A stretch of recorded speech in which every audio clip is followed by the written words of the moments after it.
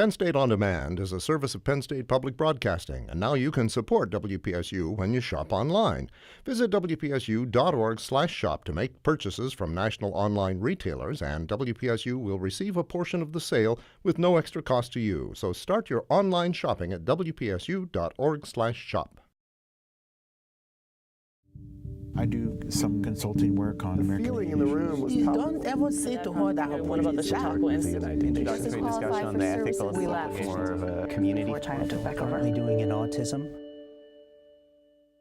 Serving as president of Penn State is an enormous responsibility under any circumstances, and when Rodney Erickson accepted the position, he did so knowing the role would come with more than the usual challenges. Some might wonder why he said yes.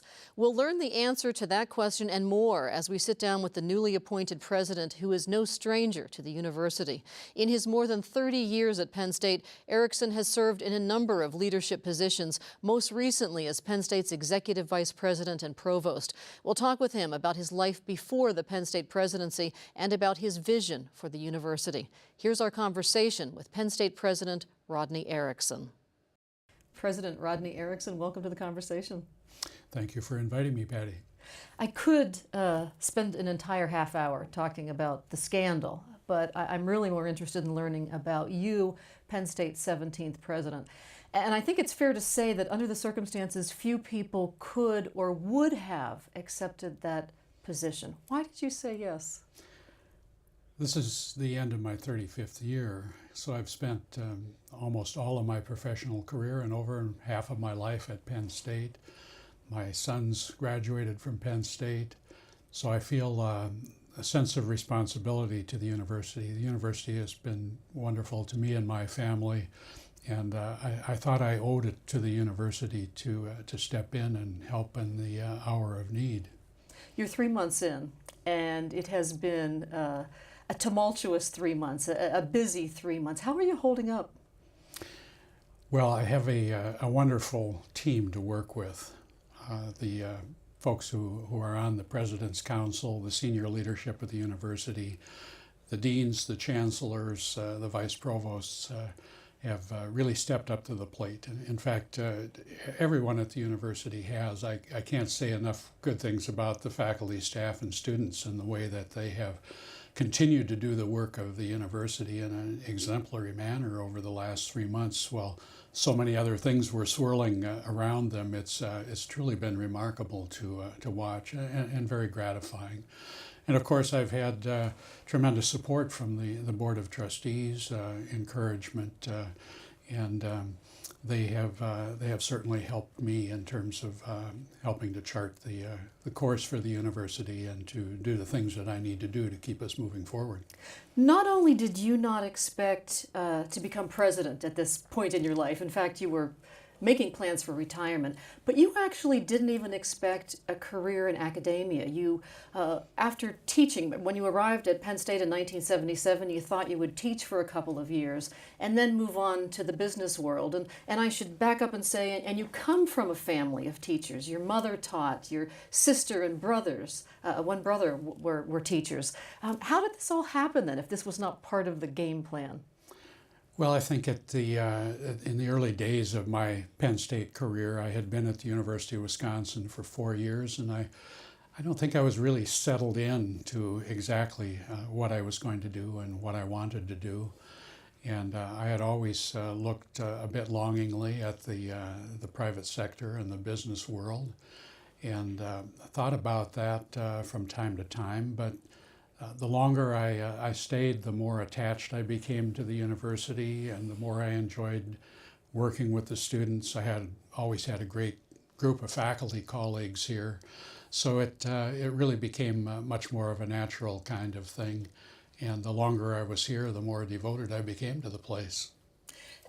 In the time that you've served, the 35 years that you've served at Penn State, you were executive vice president and provost, a number of different things. You've served on numerous boards. What has been the most satisfying thing about your 35 years at Penn State? I would say the most satisfying thing has been playing a role in helping to build the academic stature of the university. that was particularly gratifying in the role that I played as provost, because my attention was so focused on the academic enterprise. But being able to see how our students have succeeded, to be able to see the growth of the research enterprise, essentially more than doubling of the research enterprise over the course of the years that I was provost, and to see the wonderful faculty that we've been able to attract and retain at Penn State, and to be able to help them to get the resources they need to do the things that they do best, which is teaching and scholarship. And of course, your focus has had to broaden as president of Penn State. You once said that you've had to learn a lot on the fly, and in fact compared it to a little like drinking from a fire hose. That's certainly true. There were parts of the university that I really had no direct involvement with. For example, in intercollegiate athletics, my only involvement was on the academic side. My involvement in certain parts of student affairs had been limited. My involvement was mainly where academics and student life intersected, but there were many other areas as well that I'm learning about more and more every day. One of the things that colleagues and faculty and staff have said about you is that you're a quick study. They've also referred to you as smart, unflappable, even-keeled, a straight shooter. And I'm wondering how you feel about those descriptions and how you might describe yourself. Well, if I think about the various management aptitude tests that I've taken over the years, and I've taken several, of course, being a faculty member in the College of Business, I've had an opportunity to take some of these things, a lot of them just for pure fun. And they all point to the same thing in terms of the way I operate. And I guess the term that sticks with me the most is a rational consensus builder. So as I approach situations, I tend to be very analytical, very data informed. I rely a lot on facts, data, information, trying to make sense of that information. And in fact, that was much of what I did in my academic career in terms of the work that I did in economic geography, regional economics, and so forth, was really focused on putting together a lot of information and trying to make sense out of it in terms of how a lot of factors came together to influence regional economic performance or urban economies or whatever the situation might be. So in essence, the way I approach leadership and the management of the university is really kind of an extension of the way that I approach my own scholarship and teaching. And I wonder if it isn't an extension to some amount to your upbringing. You were a farm boy in Wisconsin. I was. And in fact, maybe still are, because some say you can take the boy out of the farmland, but not the farm out of the boy. Boy, thank right. you.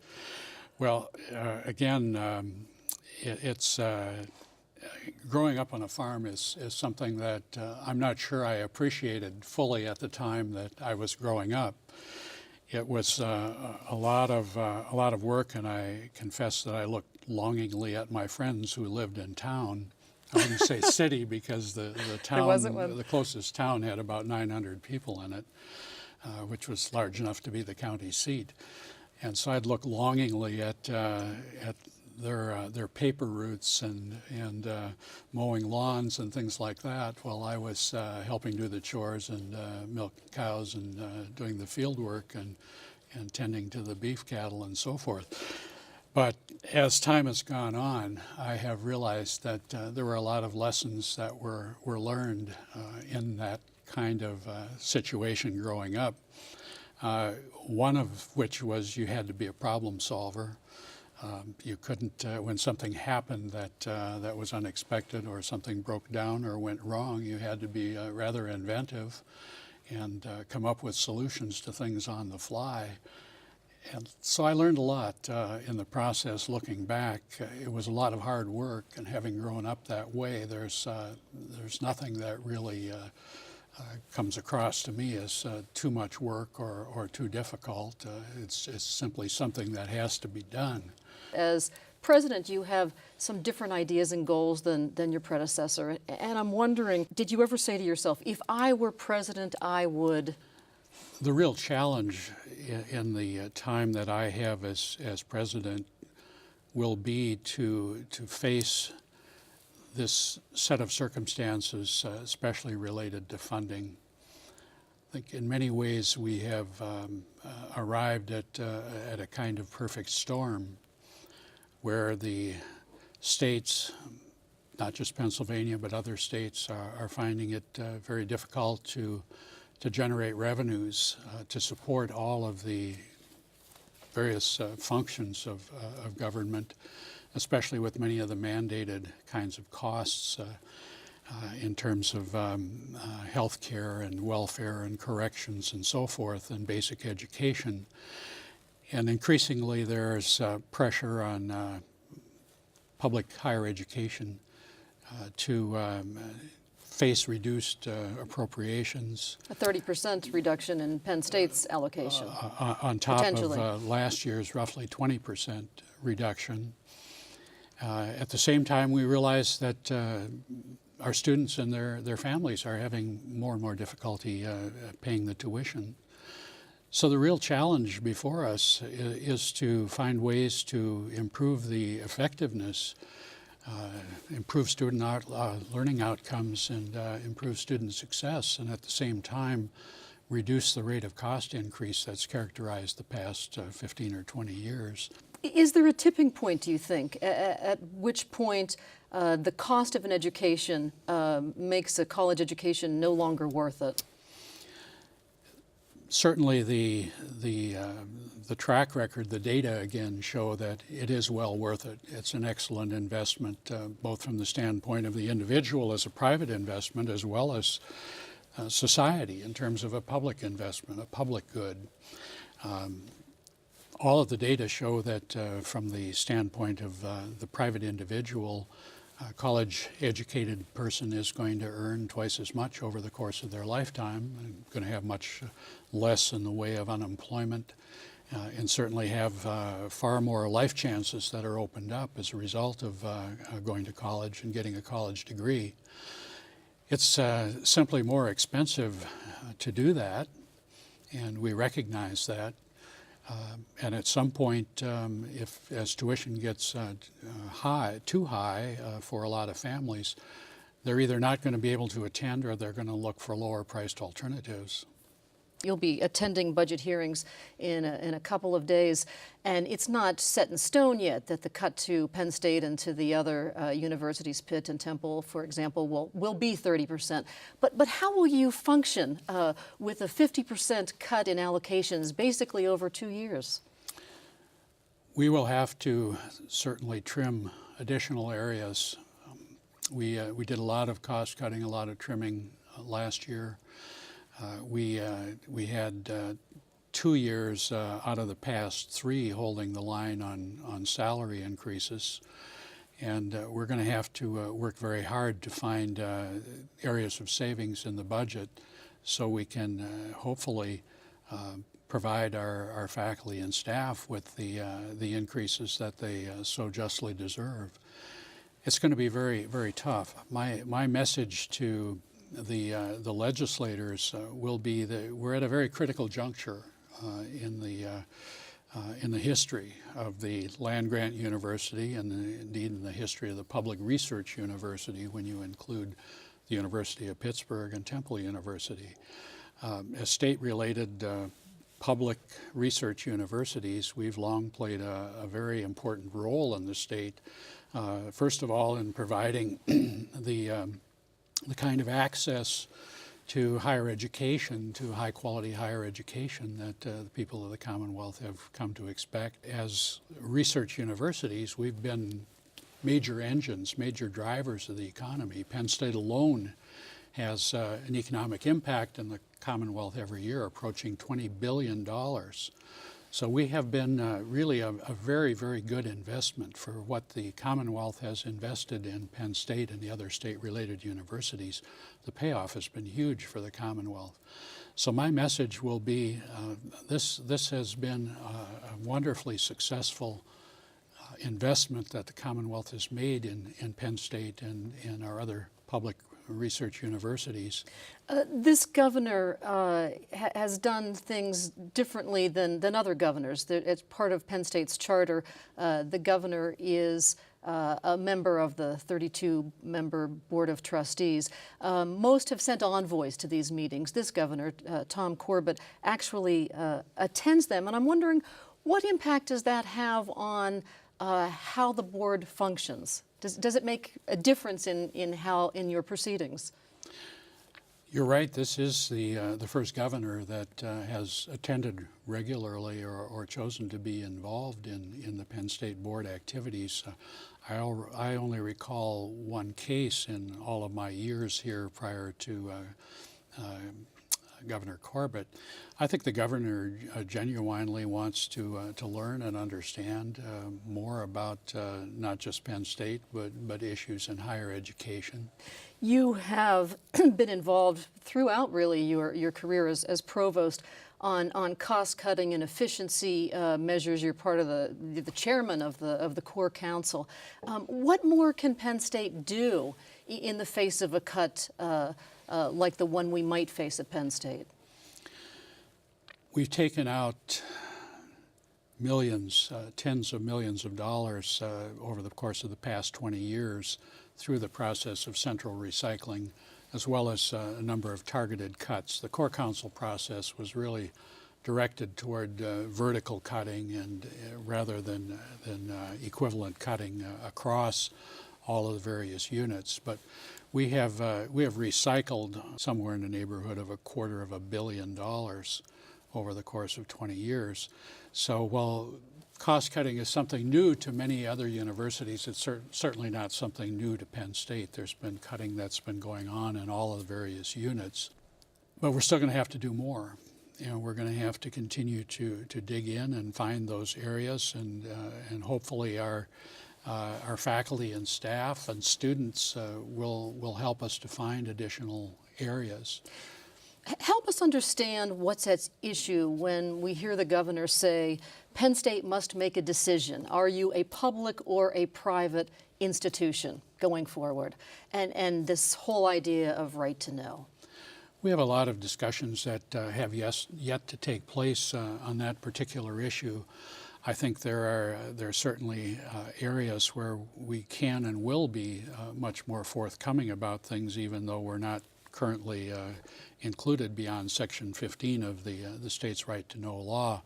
You may have seen that we launched yesterday an openness website where we're providing a lot of information about the cost of the scandal. The costs of the Sandusky scandal. Also linking to the university's financial information. We provide a tremendous amount of information to the Commonwealth and to the public every year. We provide a couple of reports to the General Assembly that are literally inches thick. You've maintained that you want Penn State to remain a public institution. There are some who may say, why not become a private institution? In fact, Penn State has been referred to as a public-private university for some time. I hope that we're a public university for a long time. It's part of our history, it's part of our culture, it's part of who we are. And the idea that we would somehow easily walk away from that, I find very difficult to comprehend. We've had a special mission, not just in terms of our land grant mission and what we do in the areas, for example, in agricultural research and cooperative extension, but we've long had a role in many other areas, including, for example, public broadcasting, where through all of these programs, we reach about half of the households in Pennsylvania. So we've been tied to the public and the public mission for so long, and I think done such a good job of it, that maybe a lot of people in the Commonwealth take that for granted. But much of that would be lost. In fact, most of it would probably be lost if we were a purely private institution.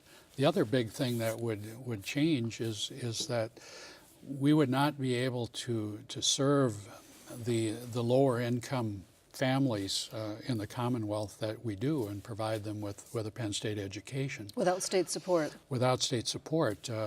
Our Commonwealth campuses, for example, our student body at those campuses, the median family income of those students is below the state average. It's about $6,000 below the state average. Many of those students attending our Commonwealth campuses are part-time students. Many of them work 20 to 40 hours a week. They have families. They're tied to the location. They can't simply pick up and go elsewhere. As we lose state support, the amount of tuition that's necessary for those students to cover our costs and be able to serve those students becomes a much more challenging kind of situation.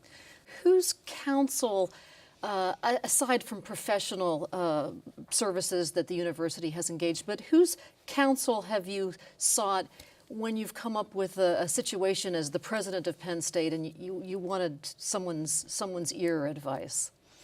There are a lot of folks I can turn to, including former President Spanier. We've consulted on a number of issues related to the transition and so forth, but obviously he was in that role for over 16 years, so has a lot of information and advice to share. But over the course of the years, I've met a number of the university presidents. In fact, many of the provosts that I kind of grew up with in that role, serving 12 and a half years, a number of them went on to be presidents at other universities, like Iowa and Michigan State, just as a couple of examples, and Indiana as well. And you were actually a finalist yourself in a number of president searches for other universities. Iowa is one I can think of. Back in 2003, that was when I thought that I wanted to be a president, and didn't understand that the provost was really a wonderful job. You spent January 11th through the 13th on the road in doing what were called town hall style meetings in Pittsburgh, Philadelphia, and New York. And I'm wondering what most did you take away from those sessions? The emotion, the depth of feeling on the part of Penn Staters is extremely strong, and that was very gratifying to me to know how much people care about the university, because I think what that says to me is that as we get unity and get everyone pulling together, we've got a tremendous force there that channeled can do so many good things. I think there's just a wonderful Penn State spirit. Certainly there are issues, there are concerns. They want to know why certain decisions were made that were made. But underlying all of that is this strong sense of commitment. In fact, a number of people came up to me after Pittsburgh and New York and after Philadelphia as well. I was up on the stage. I didn't have as good a chance to interact after.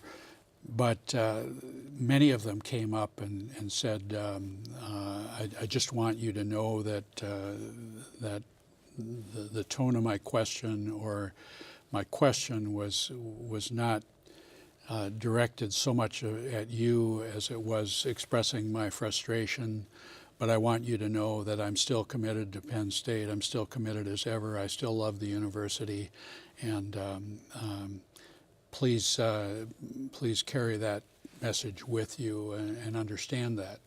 So I thought that was particularly important. That individuals, even who might be expressing dismay with the university, still have that underlying sense of hope that sense of inspiration, that sense of what the university did for them and what it can do for the next generation of students. Beyond steering Penn State through this, for lack of a better term, rough patch, how do you want to be remembered? Well, someone reminded me the other day that regardless of how I want to be remembered, I will be remembered as the person who stepped in for this period of time. And I accept that. That's a reality that will always probably be there on whatever somebody writes about me on Wikipedia. But I would hope that I would be remembered as somebody who helped the university keep its vision and its mission in focus. That helped us to continue to move forward even in a very difficult, very challenging, very stressful time, and that we never lost sight of the things that really have made us a great university. President Rodney Erickson, thank you so much for talking with us. Thank you, Patty. I hope you enjoyed our conversation with Penn State President Rodney Erickson. Comcast subscribers can watch this program anytime on Penn State On Demand. Find out how through our website, conversations.psu.edu, where you'll also find additional video from this interview. I'm Patty Satalia. We hope you'll join us for our next conversation from Penn State. If you've enjoyed Conversations from Penn State and would like to purchase a DVD of this show or any of our other episodes, you can place an order online by visiting us at mediasales.psu.edu or by calling 1-800-770-2111. Production funding provided in part by the Corporation for Public Broadcasting and by viewers like you. Thank you. This has been a production of WPSU.